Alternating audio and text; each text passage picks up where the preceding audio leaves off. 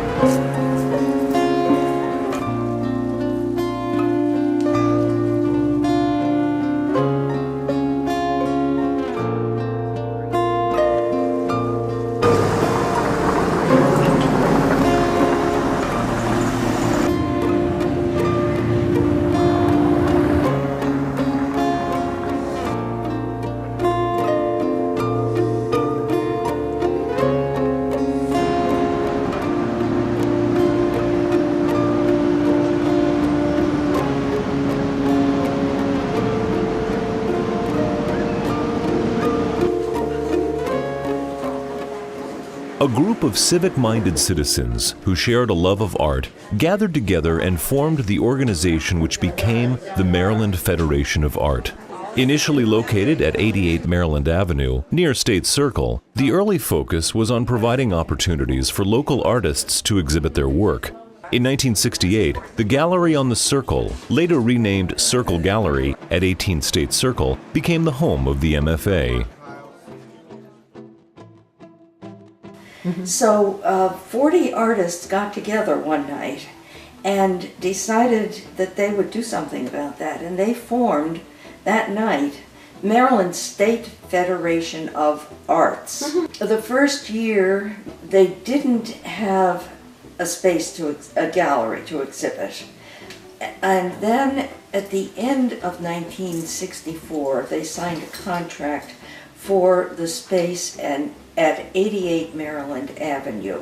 It was a lovely space. It had one very large room, which was perfect for exhibiting, and then there were two smaller rooms off that were used for lectures and instruction. Artists would teach classes there. The members would show. If they had a juried show, they would give the juror the opportunity to have a show there. The juror would always lecture to the members and sometimes to other organizations while he was in town.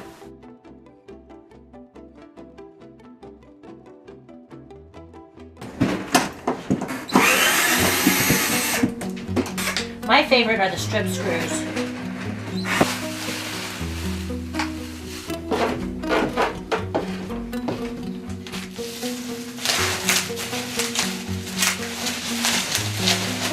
Good luck. Oh, thank you, Margaret. That's not what we need. That's what we need. Yep. It's actually easier if I hand it to you. Okay. It's like staplers.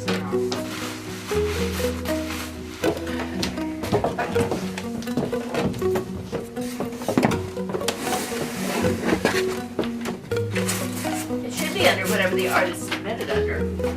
I put the quarters back in the boxes, otherwise they're going to get lost. Yep, we have a lovely piece of artwork.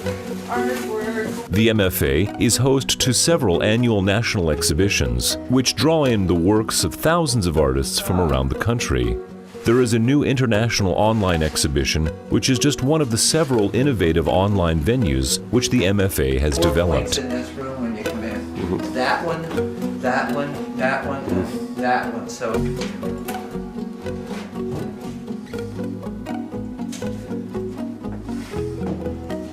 How's that looking from down there? Right now, I may have underestimated the size of this wall. I think this will work here. This might be good. But this isn't kind of overstocked.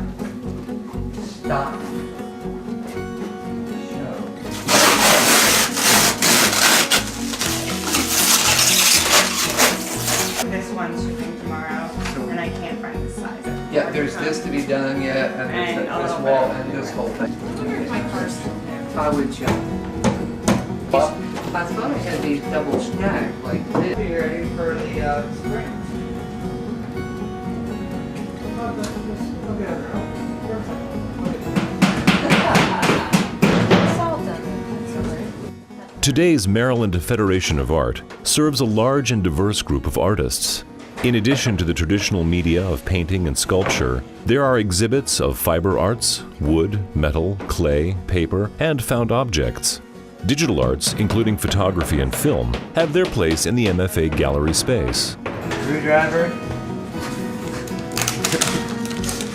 I love these people.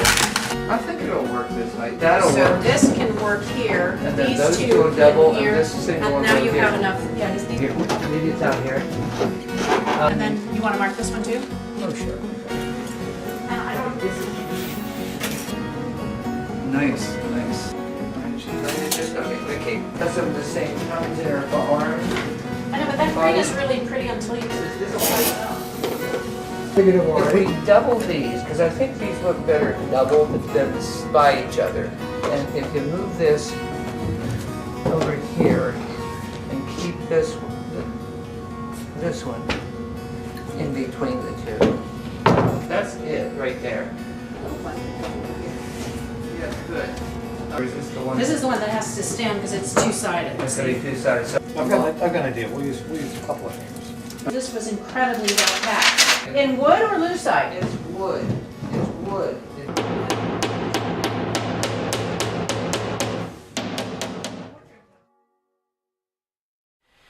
I ran into Sharon Arsenault at a reception. She said, "Oh, we're starting to plan for the 50th anniversary." And I said, "Oh, is there anything I can do to help?" I expected somebody to say, "Yeah, bake some brownies for one of the receptions." The next day,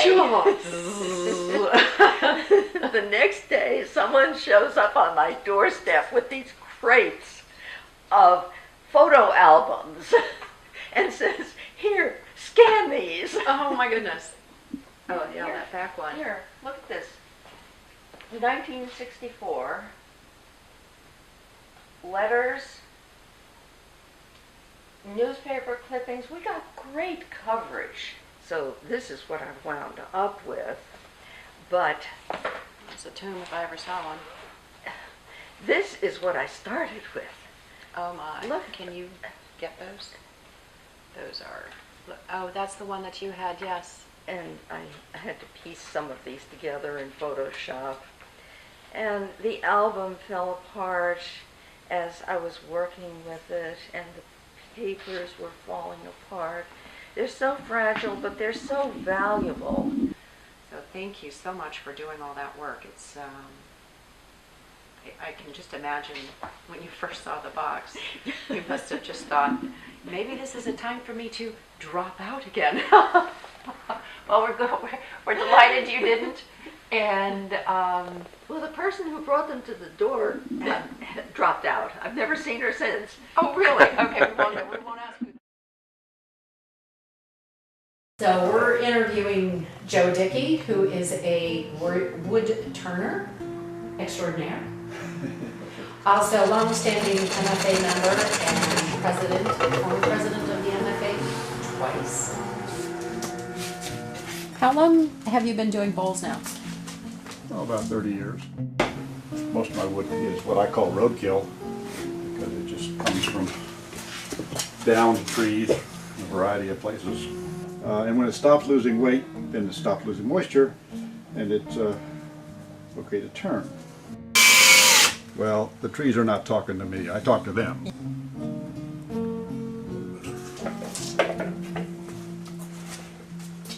This was roughed out, as I said, almost a year ago. I've been drying ever since, but you need to do that so that all the shrinkage and whatnot occurs before you finish turning, because after you finish turning it, it shrinks. It's shrunk. And you can see here was a nail hole. That was originally part of the tree. Well, it was in the tree and it stained it, Right. the black stain on there. So all this tells a story.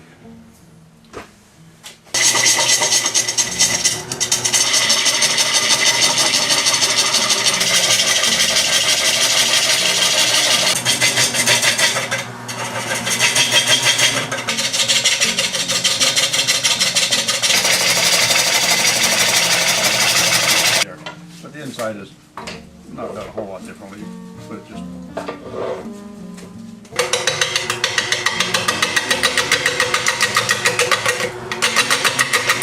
you can see there's the nail hole, the nail that was. Fortunately, the nail's gone. Always amazing to me what very small differences in the curvature and shape make a different piece entirely. I just happened to read a magazine, woodworking magazine article on a course down at Airmount College, well, Airmount School in Gatlinburg, Tennessee, and they were teaching people to turn wood. So I just went down there and discovered that it was kind of natural for me. And I knew right away that I was going to be turning for a long time. So, and I have been. You also make furniture. Yeah, a little bit, not a lot. The tables, I make the tables, and other miscellaneous pieces of furniture. But the shop's not big enough to do a lot of furniture work, because that takes long boards, goes through planers and joiners and things. It's just not that big. The lighter woods, when they start the rotting process and develop a lot of these dark lines in here that are this faulting. This is a piece of butternut that came from the Naval Academy grounds. And you can see the spalting in there. But this is the white oak, 300-year-old oak tree. It's like a Panama hat. It doesn't weigh anything at all. Well, yeah, it's fairly thin. What is? This is maple, silver maple actually. This is a piece of the Franklin Street elm that was a 200-year-old English elm tree. This particular one, the title of that is Nude in a Red Dress. And then, does that have a separate base glue as well? That does. Or was it it has a just piece of dyed walnut up? on the bottom Okay. that you sometimes attach to the piece in order, if the wood is not solid enough to put wood screws in there to attach it to the faceplate, you might glue a piece of walnut on there. I do that. This is a piece of English walnut that's been offset turned in the sense that you turn it one way and you move it over on the lathe a little bit and turn some of the things, and you move it back in a different way and you turn some other things. So you get these things coming in and out of it. So this is the collection plate? Right. You can donate.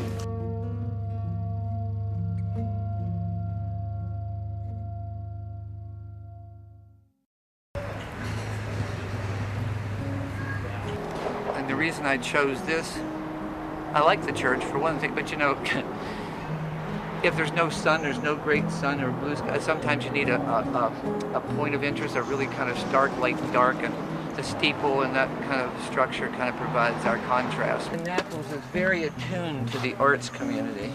I vacillate between choosing the white linen or painted.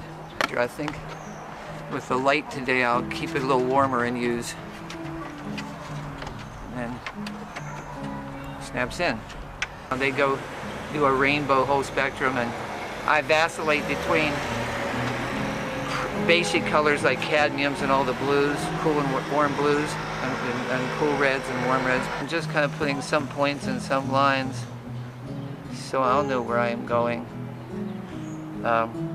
It's easier to correct it now if I do something that I think is not right than it is when you're almost finished. Sometimes if you get the values correct, you know, you can almost use any color you want.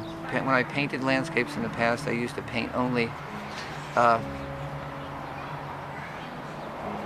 a little bit of warmth creeping in over here.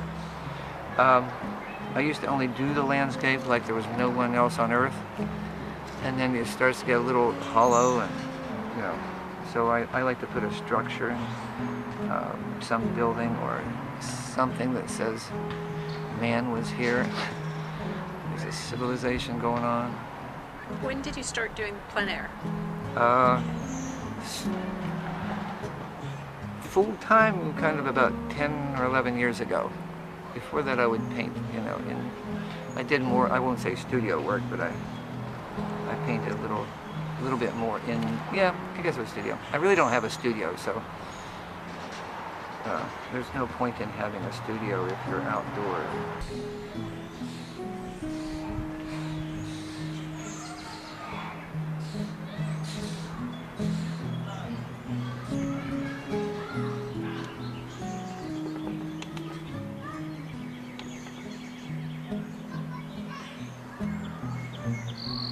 couple years ago, I made a conscious effort to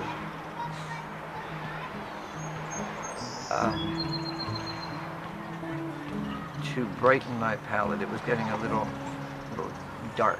Sometimes they call it a lot of things. That's the trick. See, I just put a little phthalo in there, and it takes so much red then to beat it back if you use phthalo.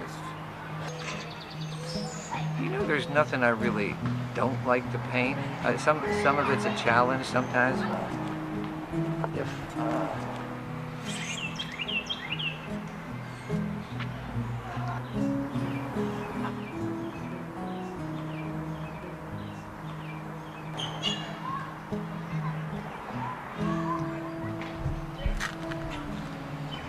The nice thing about painting in Annapolis, everyone is pretty friendly. You know, visit Rome before you die thing, and she said you need to go paint there. You just need to. And I just noticed something. Let me just correct something that I think needs correcting. Keep the clouds. I like the clouds, but I keep the light.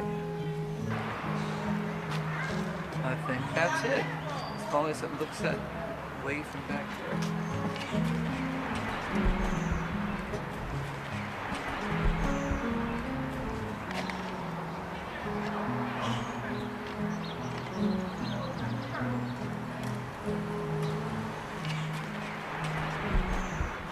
Done. Bad or good is done. Sweet.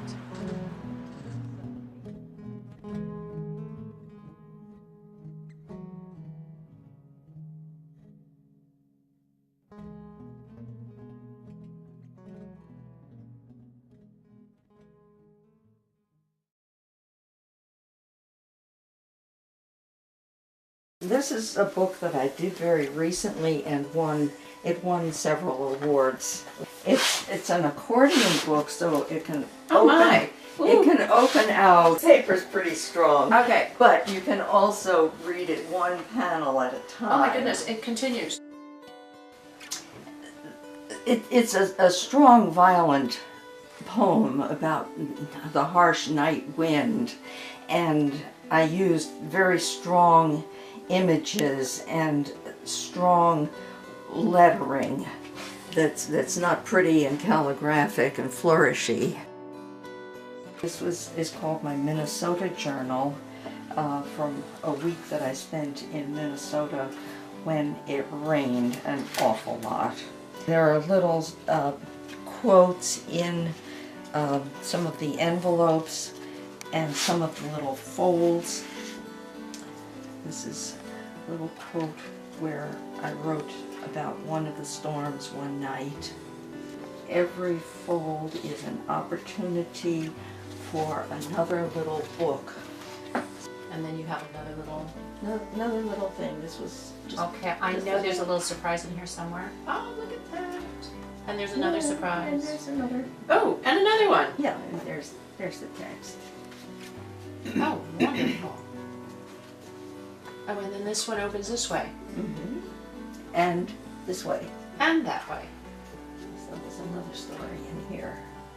It's called paste paper, and it's made with acrylic paint in a paste mixture, which can be a wheat paste or methyl cellulose paste, but you mix up the paste and then you add the acrylic color to it.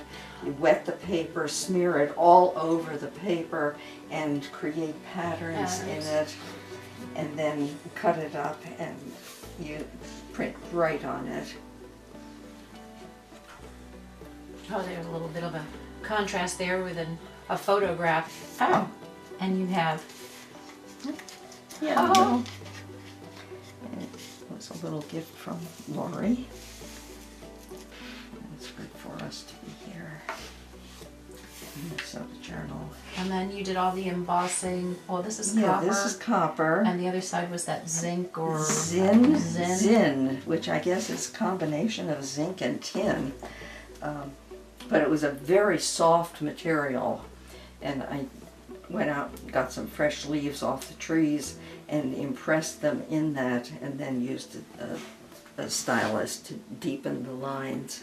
but this material is so soft that I could actually embed leaves in that. This is one where I decided, since I'm left-handed and calligraphy is designed for right-handed people, I decided that I would write backwards. When I exhibit this, I exhibit it this way so that you see the Jabberwocky creature in the front, and I put a mirror behind it so that you can read it the right way. How wonderful! And what are you working on here? Okay, this is a watercolor. I do a lot of watercolor. I've been focusing on watercolor for maybe the past 5 years, as well as calligraphy, book design, photos, and all that. This is deer. Oh. This is deer tail. Actually, it holds a lot of paint. I would think. And I can run the paint out of the tip forever. This table was custom built for me, and the top is masonite, and everybody who comes in here gets to sign the table.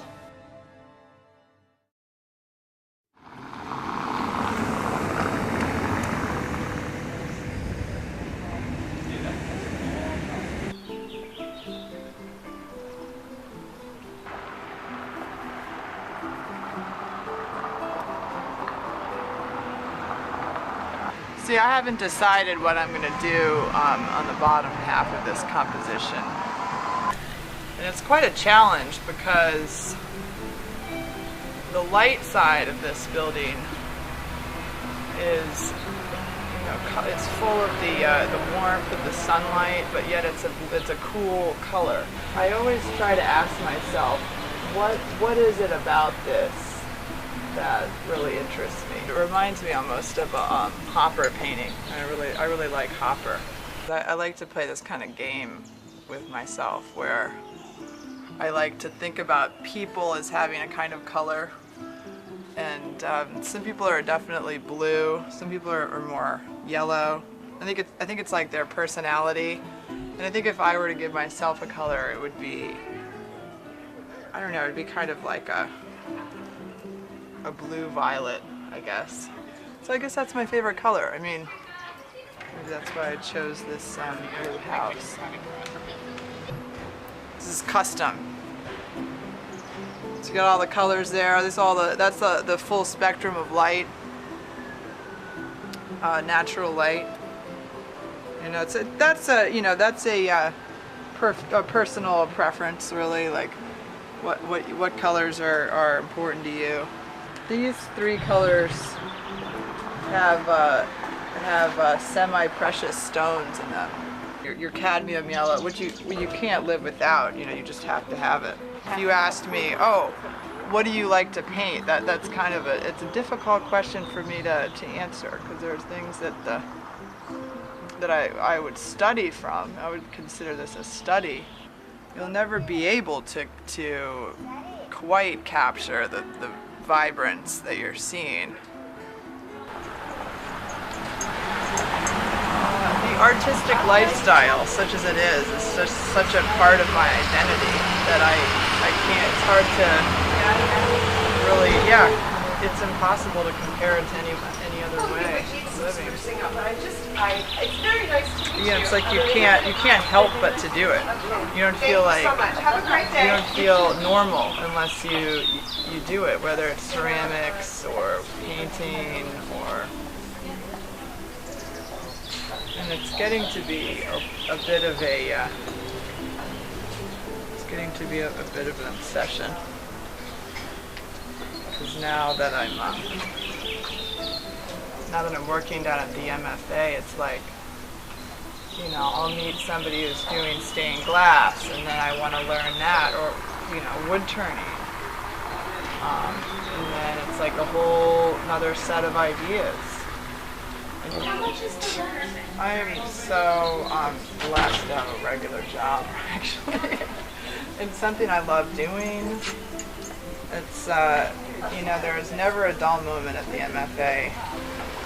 There are so many fascinating people that frequent the gallery. Here, I've been very surprised with the number of people that are in my age range, 20 to 30, that have been very active in this area and have shows and are doing really cool things. So you have that, but then you also have the people that are continuing with what has already been established by the older generations. I think it's a lot more exciting when the younger generation takes what they learn and changes it or applies it to a new style, rather than just trying to emulate their teachers. Annapolis is getting to be an arts destination. I wouldn't say that it's there yet, but the more we can get people behind us, the more we can get the city behind the what places like the MFA are trying to initiate, then the closer it's going to be to an arts destination. People come here to buy paintings. I sold a painting one time to somebody on the streets.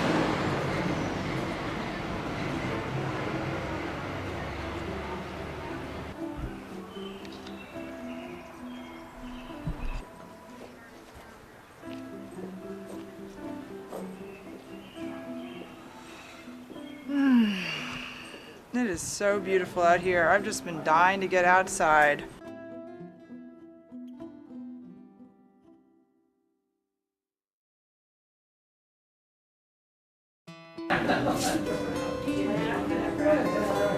The MFA is funded by member dues, proceeds from art sales, charitable donations, government grants, and from annual fundraising events, the most important being Collector's Choice. Patrons buy a ticket which entitles them to enjoy the sumptuous provision of food and wine while participating in an auction-style chance to win their choice of a vast collection of artwork donated by member artists. Everyone comes away a winner as friendships and acquaintances are strengthened and renewed.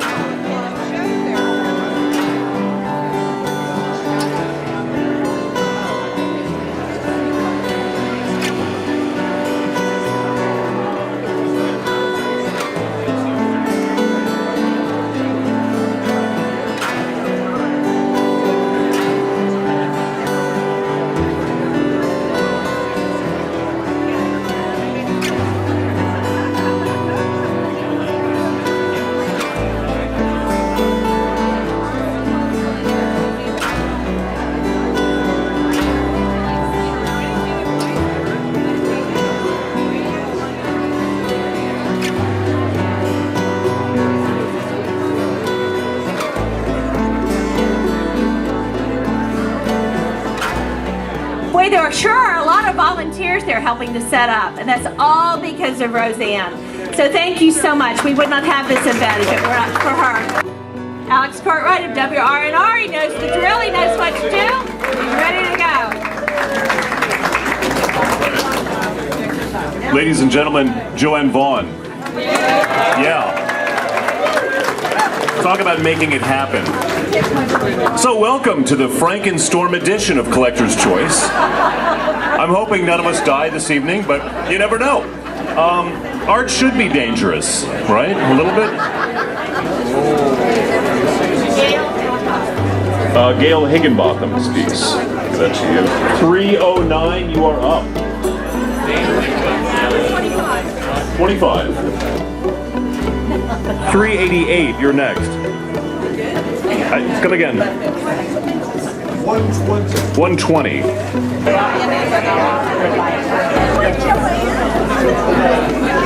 376, you're up. 122. Next we have 318. 111. Phyllis Dixon. 315. That's a 5, yeah? Okay. 315. You again? They bought 17. They bought 17 tickets.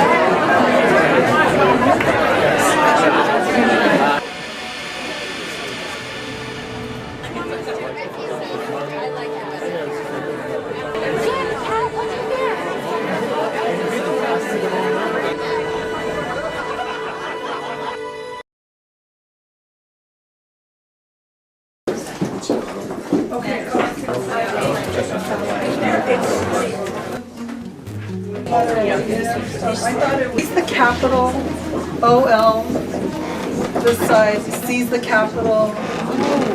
No, this is AL and this is OL.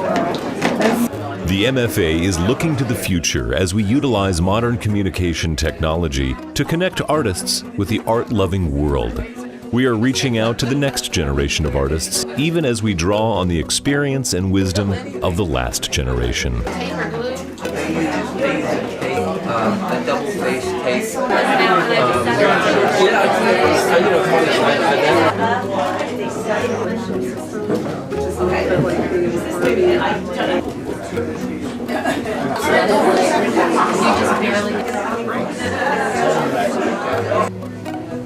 I love the way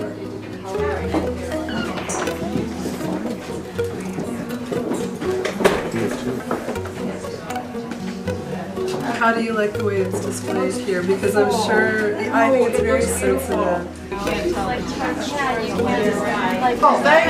for coming.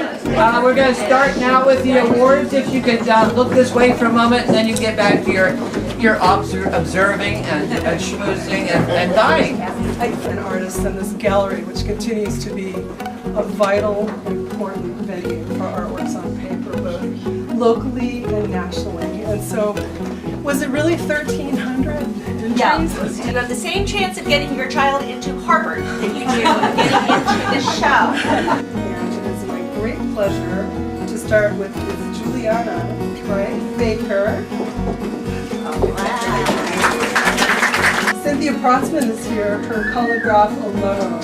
Yes, here. Thank you. And the wonderful Helen Zugave, Map of Home. I know she's hiding here somewhere. And Jessica Dunn, Craft, Shaping a Surfboard. And she will talk with us in a moment. Thank you very much. Jody Hoover, Darts of Love, the little artist book. Oh, yay! She's been an exemplary jar. I mean, she really has just, I told her, I said, you're like textbook. This is what we want every church. While we're giving thanks, I would like to thank Joanne Bond and Kate Stillwell and Margaret Boynton and David Diaz who made this show possible. Many exacto knives. There's a lot of them. I did it with like a quill pen. It's fun, obviously. First of all, I want to introduce Miriam Desharnais, who is the author. So Miriam, it's the story of a man named Dave Parmenter, who's a surfboard shaper, surfer, and writer, how he makes surfboards. And I started taking pictures of myself.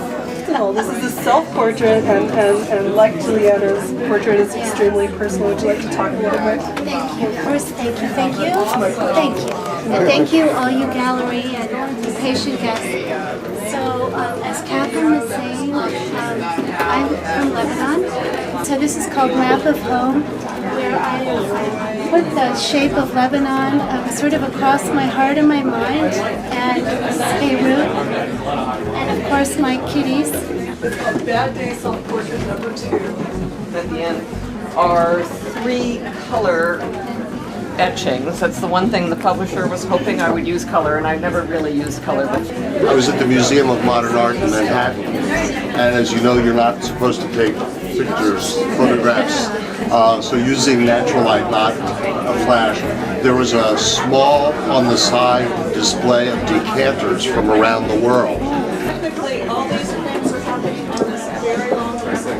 Yeah. You can enter into it now. Cynthia Protzman is the artist.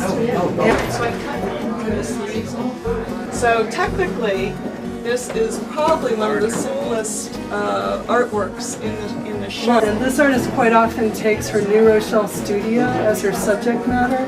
This, because I mean, there's just so many artists that you get to pick their brains and just like chat with them. You learn so much from other artists. It's really great to share. Just as Los Angeles. Quietly. With a lot of sharp objects. Manager. That's going to be a fun job. Taking care of. Yeah. And they hung until the end and it went later. I didn't get that. Very like intense eyes. Yeah. Just come through here and want to talk about their work or something that they found out about at a art center in their community. Are there images in here? That's about right. Such a wealth of information all the time about people talking about their